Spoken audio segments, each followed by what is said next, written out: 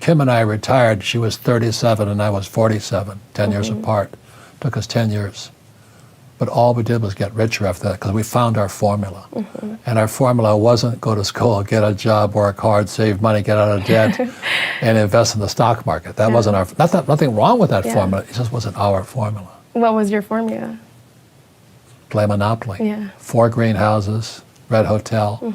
And the McDonald's formula of our, as Ray Kroc said, who founded McDonald's is in the business of real estate and paying no taxes. So that's anyway, when Tom and Kenny and the other advisors come here, their job is going to twist your brain to see it differently. Does that make sense to you? Yeah. It's going to be a whole mind shift of what we've been taught, and From very school. non-traditional ways where sometimes when you think about not paying taxes or using debt, it's like, what are you even talking about? How? Right. And that's dangerous. Because you've been taught to pay taxes and get out of debt, right? Brainwashed, yeah. Right. So what I'm glad you're starting on here is you bring in my advisors in. Remember, advisors are my teachers. They're not just telling me what to do. They're not experts. We work together, we plan together. Right now, Tom and I and Kenny, because Kenny is who I invest through using debt, and Tom would advise me on taxes. So that my game I play is not be a good employee and work hard and pay taxes. My game is to be a capitalist, to have my money and investments work hard for me, so I can make millions and millions of dollars and pay no tax. Now that drives a lot of people crazy, right? If you have money, you have more power. If you have attractiveness and sex appeal and all that, you have more power. So I think one of the most misunderstood words here is power. And that's why we have Rollo on this program. It's about power. So, and whether and I don't know if you want it or you don't want it, but I would say most people want more money. People want to be more attractive, to be more, sexually attractive, or have great relationships and things like this. But also you want more power, the ability to do, because many people today are trapped. And when people lack power, their lives are kind of different. So power is simply the ability to do, and one of the biggest abilities is, can you change an addiction into a good habit? Can you take a bad habit into a good habit? So for example, ever since meeting Rollo and the gang, I was able to break my habit of overeating. I overeat every time I'm under stress. What do I need to do? I need to eat. And thanks to Dr. Nicole Shrednicki, an ultra-healthy human, and the encouragement of Rich and Rollo, I've been able to get my body back down to Marine Corps weight. And I'm 74. So I have the body of a 25-year-old now when I was in the Marine Corps. But I had to get over the addiction of eating. That was tough. Thank God I didn't drink that much or smoke. But that's power. You've been making headlines, everyone's covering it, where you're warning people, hey, folks, brace for a major market crash here. Right. What do you bring us this Christmas, Robert? Well, the reason I love you guys is because I'm a hardcore gold, silver, and I'm Bitcoin and all this. I'm a hard asset guy. So it's good news for us, but it's bad news for the boomers. Very bad news. And what's happening is Jay Powell of the Fed is trying to push the yield curve up. But as most of you know, the real yield curve is the euro dollar curve. It's not the Fed curve. And the euro dollar curve went inverted. Now, every time that has happened, tragedy follows. So most of us are old enough to remember the last time that yield curve, not the last time, but an earlier time was 2007, the euro dollar yield curve inverted and the Fed was trying to hold it up. So the Fed's pushing it this way, but the euro dollar is going this way. And that led to the Lehman moment, 2008. So then what happened in 2019, it inverted again, the repo market inverted, the euro dollar inverted, and COVID appeared. So once again, the euro dollar yield curve inverted just recently, and I'm I'm standing alongside my friend Jim Rickards that this next one is going to be the biggest of all. Now, it's good news for some people, but horrible news for the boomers who are starting to retire.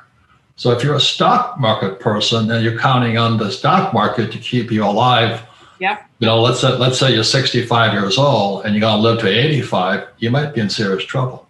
I get a little disturbed every time because it happens like 5 times a day.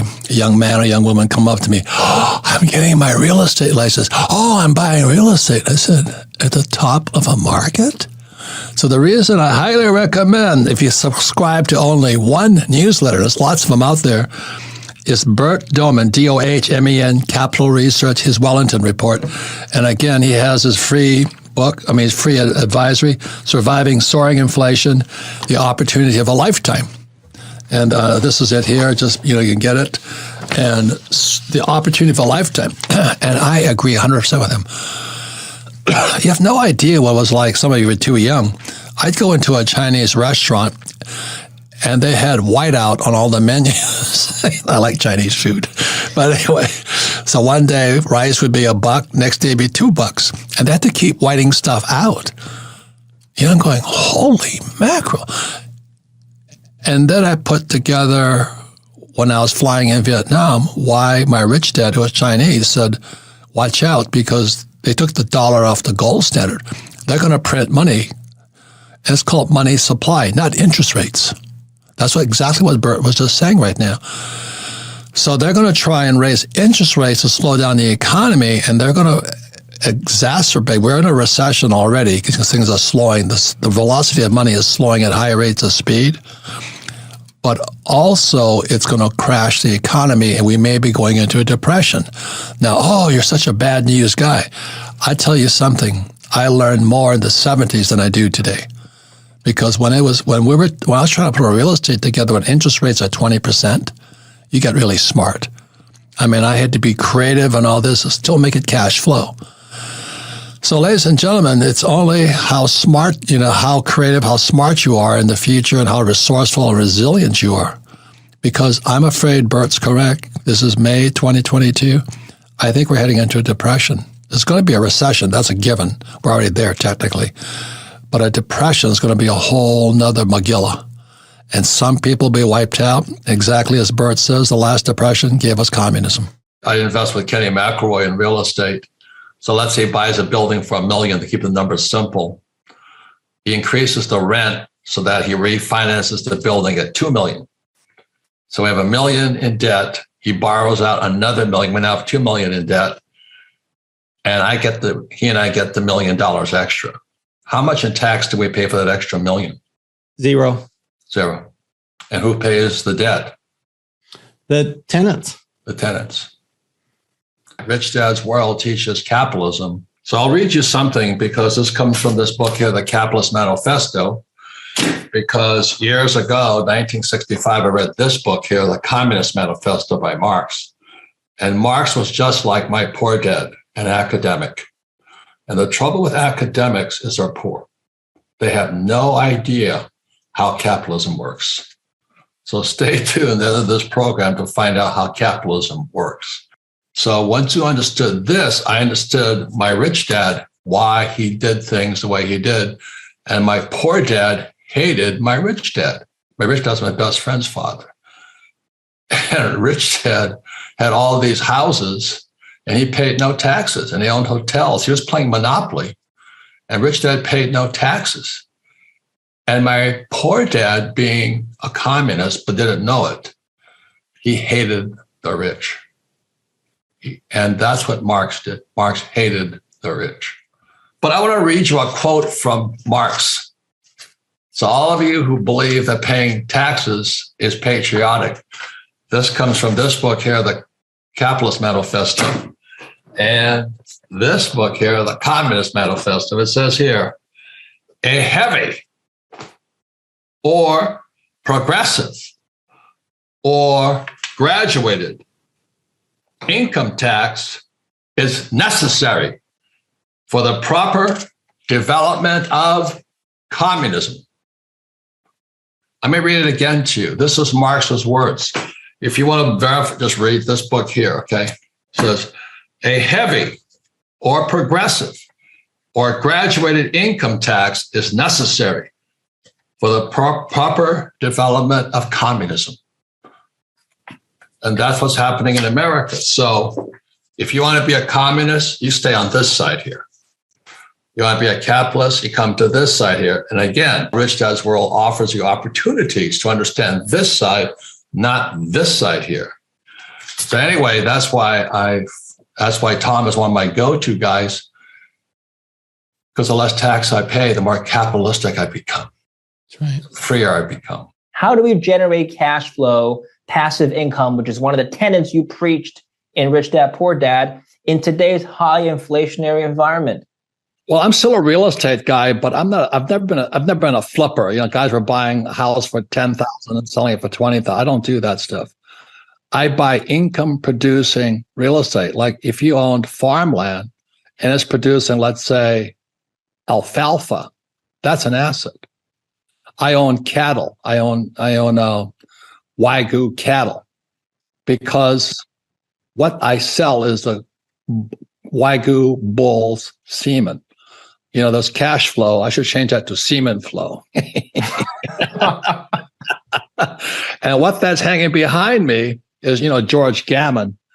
He always talks about the economy is hanging on this hot air balloon. And that little basket down there is us, you know, just dangling from this balloon. And that balloon happened in, as most people know, in 2008, when Bernanke, who was awarded the Nobel Prize, can you imagine that, printed trillions of dollars to blow the economy into a bubble. And it was the everything bubble. You know, stocks and bonds went up, real estate went up, and he kept dropping interest rates. So the dollar became more valuable. But what happened this year, David, is that balloon's coming down. It's called what Andy Shepard calls the 3 times crash. Stocks, bonds, and mutual funds crash, real estate crashes, and cash is trash. It's going to start flowing. The US dollar, is going to start flowing back to the US because treasuries are going down. If you want to be an entrepreneur, you've got to study with Chris Voss.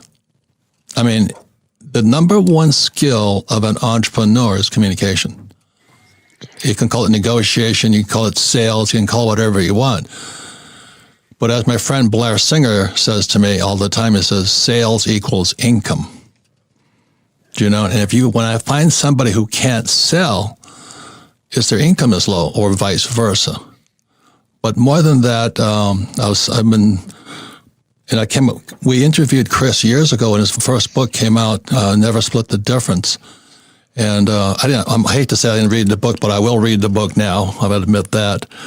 And all I remembered from that, which a lot of people remember from Chris, was the midnight DJ, voice and all that. So I was practicing that. It didn't work. But what really worked, Chris, I'm going to surprise Kim on this, because, about 3 or 4 years ago, Kim says, I'm out of here. I don't want to be married to you anymore. And I went, ¿Qué pasa? What did I do wrong? What did I do wrong? Then I was listening to you discuss my friend Donald, the Trump, and he's a really good friend of ours. But what you said about him, it just hit me right between the eyes. I was going, holy mackerel, Donald plays win-lose. He has to win. He wins at all cost. And I was going, oh my God. And then this is not your words, but I paraphrase the same, but if you play win-lose, pretty soon people stop playing. And then that's exactly it. Yeah, and that's my way of saying with Kim, we're talking before the show came on, I went to military school. Day one, we're screamed at. There was no compassion. Then I joined the Marine Corps, and I learned to adapt to that behavior. Do you know that you talk to everybody like a Marine? So for 35 years, I talked to Kim like a Marine. And one day she said, I've had enough. So when I was listening to one of your podcasts, I went, oh my God. So I want to thank you, because what your technology is more than sales, it's more than negotiations. You have the key to world peace. If we could learn to speak with kindness and humanity and support,